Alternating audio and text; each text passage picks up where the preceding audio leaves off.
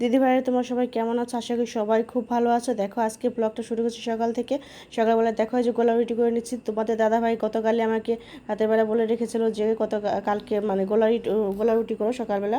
অনেকদিন হলো খাওয়া হয় না, সেজন্য দেখো সকালবেলা আমি গোলা রুটি করে নিলাম। আসলে বর যা খেতে চাই সেটাই আসলে বানাতে হয় আর কি, সব মেয়েরাই তাই করে, তো আমিও ব্যতিক্রম নেই, আমি করি। তো দেখো মেয়ে উঠে গিয়েছে, মেয়েকে আমি ব্রাশ করে দিলাম। অন্যান্য দিন ও নিজে নিজেই করে, কিন্তু অতটা পরিষ্কার করে করতে পারে না, তো সেজন্য আমি আজকে করে দিলাম। দেখো একদম ক্লিন করে তারপরে যে সকালে খাবারটা খেয়ে নিচ্ছি। দেখো সকালে আমি গোলা রুটির সাথে ডিম ভেজে নিয়েছি আর সাথে নিয়েছি মিষ্টি। তারপর দেখো ছোটো মেয়ে উঠে গিয়েছে, আমি ওকে তেল মালিশ করে দিচ্ছি। আর দেখো ছটফট করছে।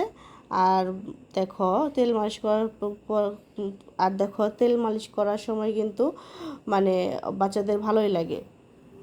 তারপর তারপর হচ্ছে তোমাদের দাদা ভাই বাজারে গিয়েছে, তা বাজার থেকে দেখো আইসক্রিম নিয়ে এসেছে, তো আইসক্রিমটা খেয়ে নিচ্ছি। তারপর বাজারগুলো বের করছে। দেখো সবজি বাজারে এনেছে, মানে সবই বাজারে এনেছে। বাজার শেষ হয়ে গিয়েছিল, এখানে দুধ নিয়ে এসেছে, মাছ এনেছে, রুই মাছ, আর হচ্ছে মাংস এনেছে।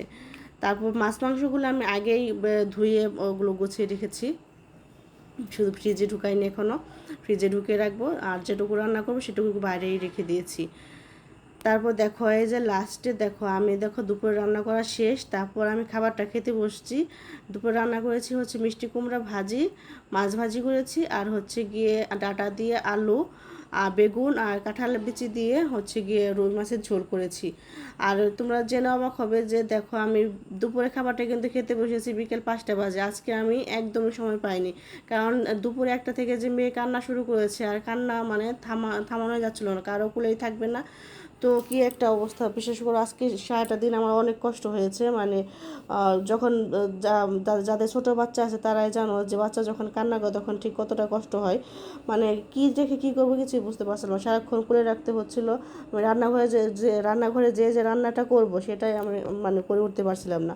তারপর দেখো বিকেলবেলা মেয়েকে নিয়ে একটু ছাদের দিয়ে হেঁটে আসলাম।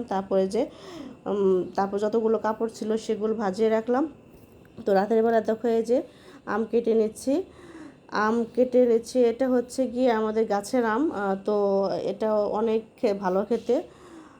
তো আজকে ভিডিওটা এই পর্যন্তই করছি, রাতে খাবারও খেয়ে নিয়েছি। ভিডিওটা এখানে শেষ করছি।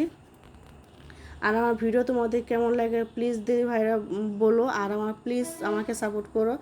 আর আমার ইউটিউব চ্যানেল থেকে দেখে থাকলে আমার চ্যানেলটাকে প্লিজ তোমার সাপোর্ট করে দিও, আর ফেসবুক পেজ থেকে দেখে থাকলে আমার পেজটাকে ফলো করে দিও।